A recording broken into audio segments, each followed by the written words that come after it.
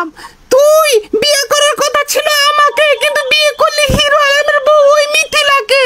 কি পেয়েছিস ওই মিথিলার কাছে যেটা আমার মধ্যে নাই? এই তুমি কি পাগল হয়ে যাবে? তোমাকে বিয়ে করো, ফোনটা করো।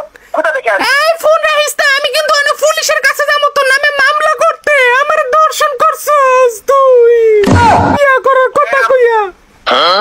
এই আমার বউ হচ্ছে মিথিলা, আমার আর কোনো বউ নাই, বুঝছো? ওই তুই কেমনে কালা বেটির বিয়ে করছস? হয়তো বা আমার বুগুল কালা, হেলিকা কি তুই আমার করবি জ্বালা? আই লিটন কথা শোন। কাইল্লা গোলাম তুই রিয়া, তুই যে কি জানি কারে জানি বিয়া করছে, মিথিলারে বিয়া কইরা তুই সিলেটের মানিজত মাইরা দিছত গোলাম। তুই আমার জিয়ারে বিয়া করলি না কেরে? আমার জিয়ার মানিজত খাইয়া দর্শন কইরা ফেরো বাচ্চা দিয়া ওনে আমার জিয়ারে রাইখা গিয়া মিথিলারে বিয়া করলি কেরে রে? হ্যাঁ লিটন, 2 দিনের বইরা কি তুই সেলিব্রিটি হইছত? ওনে আমার মাইয়ারে চিনস না? তরে কইলাম টাঙ্গামু রে, টাঙ্গামু। আমার বউ কিন্তু শুনতেছে, এখন কিন্তু 100 দিয়ে দিবে। আমার বউ কিন্তু মাথা খারাপ হয়ে যাচ্ছে। এই বউ তুমি একটু দেহ তো খেয়ে খাইছামি করতেছে, দেহ তো একটু। এই বউ দেহ তো তুমি দিব, আমার বউ কাছে দিব। তোর বউর দেখে করবি, আমার জীবন নষ্ট করছিস তুই। কথা বলো। কে বলছেন?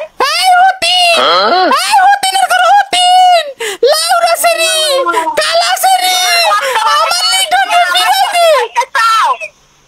200-300 কোটি টাকা শুনে তুমি হয়তো এসব শপিং টপিং চলবে না। কেন চলবো না? আচ্ছা শপিং চলে না। এই ব্লক মারা আর যেন কখনো ফোন দিতে না পারে। ওই বেটি, ওই তোর বাড়ি হয়ে তোর চিনি না বেটি। কয়দিকে মন দিতে বেটি আনতে বেটি মাথা উঠা গরম করা বেটি। আমি মিথিলারে বিয়া করছি। ও অনেক কোসি মায়া ভাইয়া না বুড়া বেটিরে বুইলা গেছস। এই লিটন, মনে নাই ফাট খাতের কথা? ফাট খেতে আমার লগে সময় কাটাইছস, দুই জায়গায় তোর সময় কাটাইছস। আয় আমি তোর দাসী থাকবো রে বউ। আয় আয় আমার কাছে আয় ফিরে, আমি তোর দাসী কাটবো। এই বিয়া তো কে পাট কাটা কি বলে? এটা পাগল নাকি? তো আমি পাগলই থাকবো রে। গোলামের ঘর গোলাপ, সুট্টার ঘরে সুট্টা। যে সময় আমার লগে ফেম করছস, বুড়া বেটির খাউন খাইছস, হে সময় ইয়া করছস। কারো এলো আমার মাল লগে কথা ক। শোনো লিটন, ওই মিথিলা আমার থেকে সুন্দর দেখে তুমি মিথিলার কাছে গেছো, আল্লাহ তোমার বিচার করব। কিন্তু আমি তোমার এই পেটের সন্তান নষ্ট করুম না। ওরে সবাই চিনবে লিটন সেলিব্রিটি নামে। আমি ওকে অনেক বড় সেলিব্রিটি করুম, দেখো। এটা আমার কথা দিলাম। তুমি আমার জীবন নষ্ট করছো না, এটা অভিশাপ দিলাম। ভালো থাকো তুমি। তুমি রাস্তাঘাটে মারবা।